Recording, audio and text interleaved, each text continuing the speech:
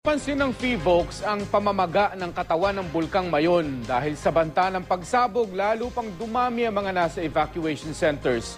At dahil siksikan, gumawa lang ng sariling pansamantalang tirahan ang ilang nagsilikas. Makibalita tayo live kay Myla Icotio ng GMA Bicol. Myla. Mark, patuloy pa ring nakaalerto ang mga otoridad dito sa Albay. Sa pinakahuling obserbasyon ng PHIVOLCS, lumalabas na mas lumalaki at mas namamaga pa ang katawan ng bulkan. Yung magma. Inilabas na ng mga tauhan ng Philippine Institute of Volcanology and Seismology of PHIVOLCS Central Office ang isinagawa nilang pag-aaral sa Bulkang Mayon kahapon. Kabilang na ang ground deformation survey sa istruktura ng bulkan.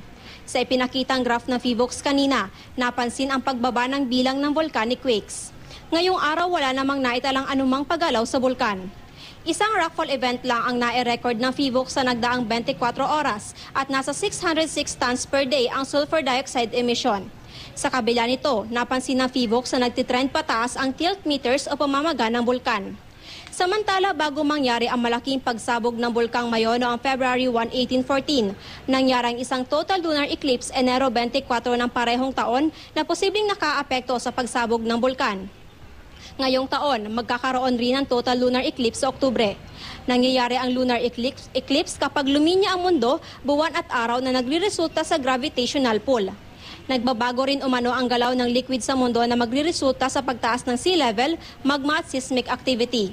Pero paglilinaw ng PHIVOLCS, wala pang pag-aaral na posibleng makaapekto ang lunar eclipse sa pagbabago ng aktibidad ng bulkan.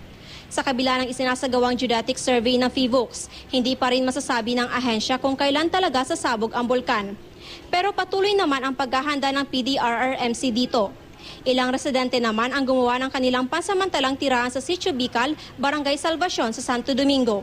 Gawa sa light materials tulad ng anahaw at trapal ang kanilang gamit. Siksikan na raw kasi masyado sa evacuation centers. Sa huling tala ng Albay LGU, umabot na sa 12,297 na pamilya ang nananatili ngayon sa mga evacuation centers.